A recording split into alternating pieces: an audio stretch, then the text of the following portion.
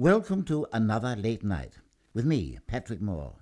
Our first tale tonight is called Peepshow and it's written by Nick Walker. Part 4. It was Friday and the billboard read, "End your week with a thrill. Mrs. Edison is the lady in red who soon becomes the lady in nothing at all. Over 18s only, unless accompanied by a parent or guardian or similar." On the station platform, the billboard was noticed by a young man who had just waved his girlfriend off on a train. She was going to the airport to fly herself halfway around the world, where she would, she hoped, discover herself. The young man was in the mood for an old-school striptease. He checked his pockets. He was well-financed. He could feed the slot and get a good eyeful. He entered the booth, deposited £2, and the hatch opened. The room was indeed red. The spotlight was red, and there were red drapes over the walls. Lady in Red played as advertised. Mrs. Edison, however, was already bare naked. She was pale. Her hands fluttered. There was sweat on her brow and a stench in the room. She was slumped onto a chair. Crouched over her, and still painfully bound in chains, was Mr. Edison. In his teeth he had a small penknife, and with it he made an untidy incision in Mrs. Edison's belly. He cursed freely and frequently. The young customer's stomach turned, as did Mr. Edison's. "Oh, good God!" cried the young man. Mr. Edison turned. Welcome to Friday's show.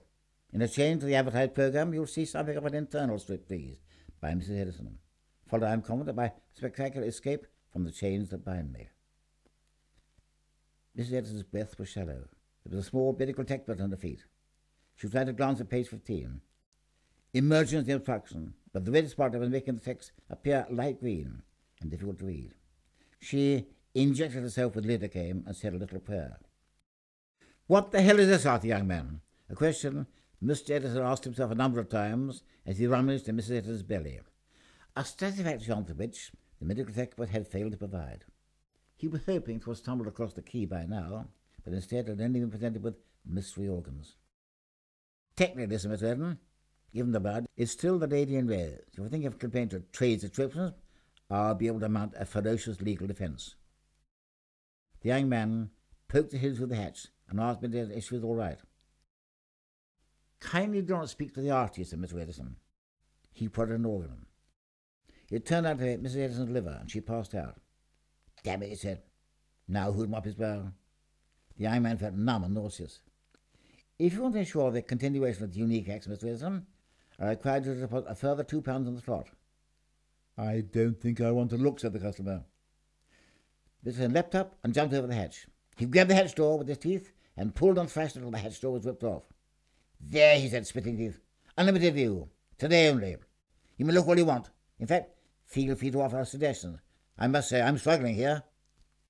The young man rushed from the booth and onto the station platform, where he lit a cigarette with shaking hands. A group of schoolgirls entered the booth, thinking to get some passport photographs taken. They emerged pale and shaking. One of them was sick on the floor. The 450 carbon had failed to pull away, and was still on the platform. The driver of the train stood on the platform too. It was Jim, the Edison's only son. He took a deep breath and entered the booth, the first time in 30 years. He emerged a second later, shouting, "You stupid old man!" and ran to the station phone box, where he punched the emergency numbers. Mr. Edison jumped after him. The last time his son had been in the booth was at his own birth, when the billboard had read, "Start your week on a high. Mr. and Mrs. Edison present the medical qualification. £1 off for midwives." Mr. Edison remembered that show hadn't gone terribly well either, and poor old Jim still walked with a bit of a limp.